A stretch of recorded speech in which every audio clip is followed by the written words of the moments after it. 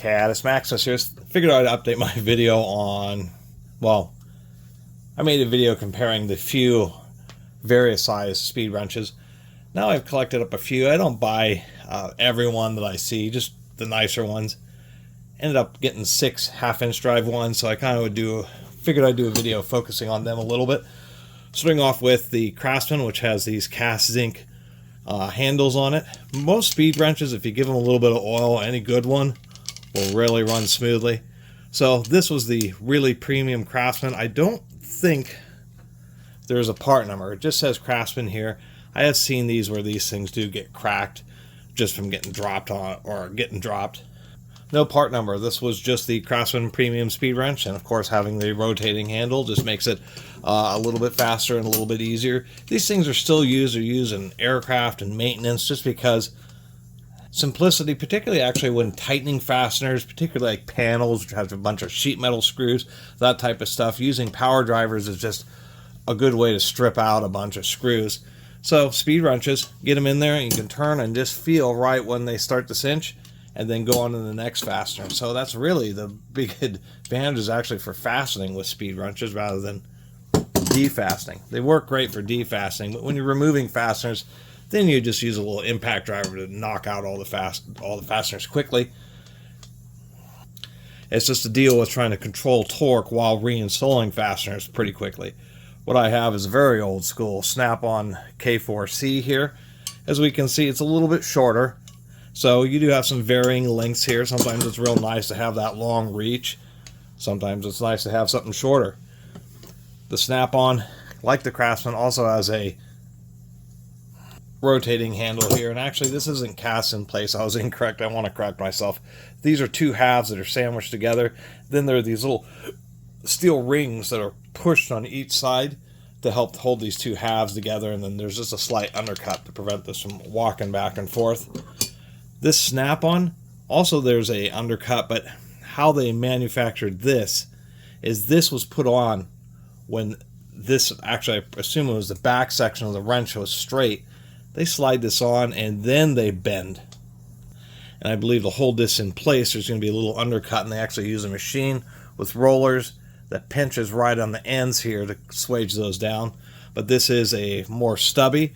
We can also see that it has a high angle. It's one of the things to pay attention to, where some are really squared off like this German Hoset. That high angle is, of course, when you're using it, especially on a shorter one, your arm may be up higher, and so it's just helps a little bit with ergonomics. And so this is my best speed wrench just because it is a Snap-on with the rotating collar. And the rotating collars don't really mean much. They just give you a little bit smoother action. And they're nice, but they're not a big deal. Now we can see, like with this Snap-on, most of these handles are actually straight. They're more kind of tuned to grab a hold of like this. But it's nice to have a couple different styles. There are some where if you are working, say, with screws, it might be nice to have a wider handle just so you can put more pressure on it. So this is an interesting Proto. And overall, it's about the same length. If I can get this in the video here, about the Craftsman's just a touch longer, but if we actually look down lower here, we can see where the Proto has more stem. If we move this up to where those two match, we can see the difference. These are kind of funky to hold. Come on now. There we go. We can see the difference about 1 inch, inch and a half. And so technically this Proto has the longest stem out of any of them. The Protos are always pretty well marked. They're actually pretty common.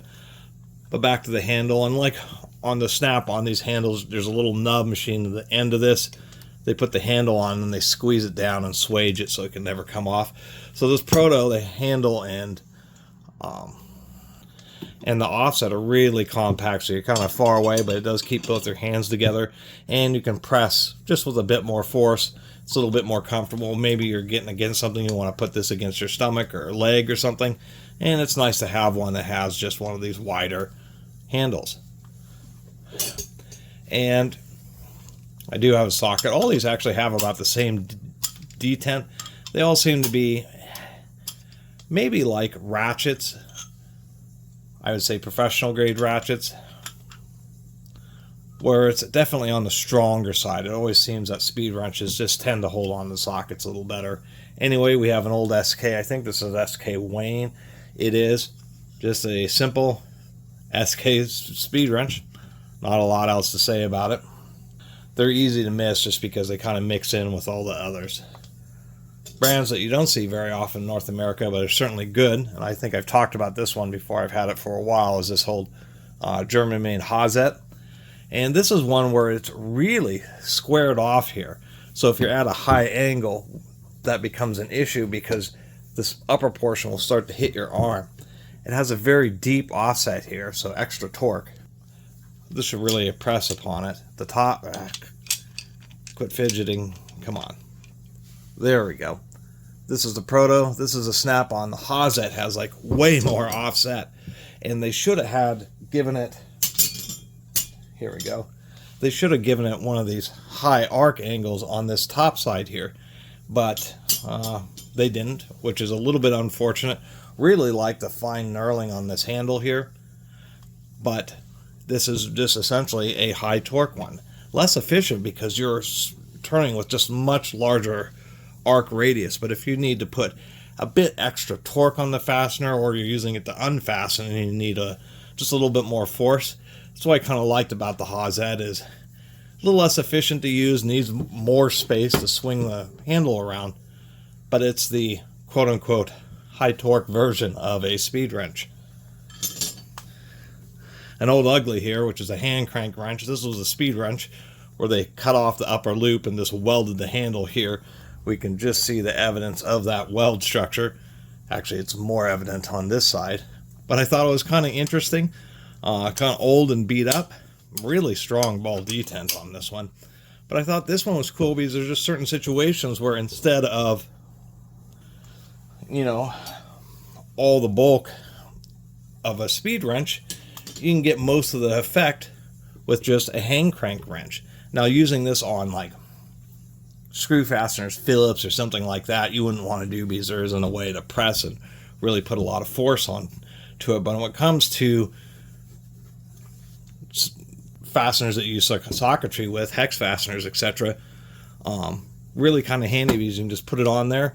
You get a ton of torque with this really extra long handle, and then you can just hand crank it out of there. And I thought, oh, there'll be occasional time when I may actually want a hand crank wrench. So custom made, but still the only one I've ever seen. Get all these.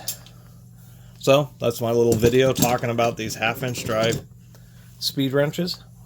And one of the nice things about collecting tools is something like this, where you say a speed wrench is a speed wrench, except for when it isn't, because surprisingly enough, between the Hoset here, I mean, the SK would be considered like the bog standard, but the Hoset has some unique properties to it. You know, of course, the snap on the Craftsman are more premium. The hand cranked one, or we have the Proto, which is like really compact with a wide handle and an extra long stem. There's actually surprising amount of variation for what in most cases is a tool that is made out of, well, I guess it's 4 parts. Part 1, part 2, the ball detent is part 3, and the spring under it's part 4. But for such a simple tool, once again, surprising amount of variation and just adjustments to the geometry, and surprisingly enough, they'll end up being one that is exactly perfect for the specific common type of situations you might use them for. Anyway, thanks for watching.